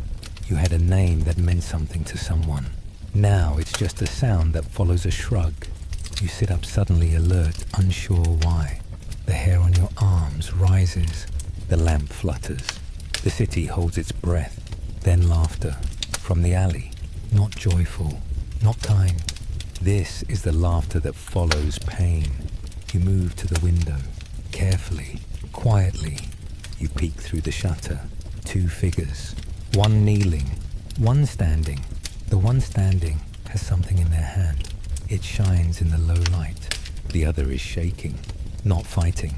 Just trembling. You pull away. You don't want to know. That's the rule. You don't look. You don't report. You don't interfere. Rome doesn't punish evil. It punishes attention. You sit back down. You scratch your chest. The lice are worse again. You can feel them move. Tiny, patient. Survivors like you. You think if you had a mirror, would you recognize yourself? You haven't seen your face in weeks, maybe months. You imagine what it looks like. Hollowed, sallow, eyes like dry wells. You wonder if you still smile the same, or if your mouth has learned new shapes, gritting, flinching silence. Someone knocks at your door, just once. You freeze. You don't breathe. The knock doesn't come again. You wait, listening for footsteps, breath, anything, nothing. You count to 50, then 100, then 2, still nothing. You stay still the rest of the night. When the sun rises, it's pale and sour and weak. You stand, bones creak, knees scream. You survive the night again, but something is missing. You can't name it. You just feel lighter, not free emptied. Some small part of you has gone quiet forever. You stretch your arms slowly, then let them fall. You're not angry, not sad, just awake, still breathing, still Rome. You thought you'd hit bottom. You thought this was the end. Just wait, because the day isn't over, and Rome has one last joke to tell. And this time, you're the punchline. The last light of the day scrapes across your wall like a dull blade. You don't move. There's nothing left to do. You've done it all. Labored, begged, bled, bargained, hoped. And now you're here, sitting in the stillness of an empire that demands everything and remembers nothing. You glance out the shutter. The street is nearly empty. A dog limps past, nose low to the ground, sniffing for something it won't find. Two children are chasing a stick, laughing like they haven't noticed the city's eaten half their family. You envy them, not their youth, their delusion. You light the last of your oil. The lamp flickers as tired as you. You sit cross-legged on the floor, cradling your knees. You've grown smaller somehow. Inside, like the city has folded you into a tighter and tighter box. You can barely remember what it felt like to stand tall without apologizing for it. Your body aches, but it's not the sharp pain anymore. It's the deep, slow, rot-soft ache of use. Your fingers are cracked, your joints swollen, your back twisted from years of bending at work in fear to every rule. You wonder what your bones would say if they could scream. You reach into your pouch and pull out the last thing you own of value. A dull coin stamped with a face you don't recognize. Maybe an emperor, maybe someone who claimed to be a god. You flip it once. It lands face down. You laugh. Quietly. It's not funny, but it's honest. You stare at the wall. The same wall you've seen for years. Same cracks. Same soot. Same damp patch shaped like a broken leaf. You remember your sister's voice. You remember your cousin's warning. You remember Livia's smile and how she took your last coin. You remember the boy at the forum, the man in chains, the snake in the rafters, the day the sky rained birds, the taste of blood mixed with millet. And you remember the hope, that stupid, poisonous flicker of belief that maybe, just maybe, it would get better. That something would shift. That Rome, the machine, the monster might one day blink and see you standing there. But it didn't. It never does. You lie back. You listen to the ceiling breathe. You let your hand rest on your chest. And for a moment, just a breath, you let yourself imagine it's over.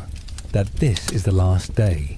That you won't have to wake up tomorrow to bread lines and blisters, to shouts and sandals, to gods who hate you, and laws that weren't written for you.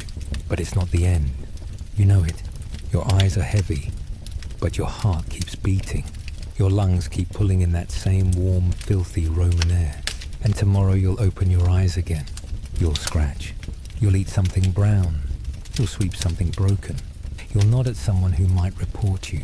You'll laugh at something you don't find funny. And you'll do it all again. Because in Rome, survival is the story. And you are the footnote that refused to die. Still think your 9 to 5 is hard. Still miss the simplicity of ancient times. Still romanticizing the past. Here's the truth, plain and grim. Daily life in the Roman Empire wasn't majestic.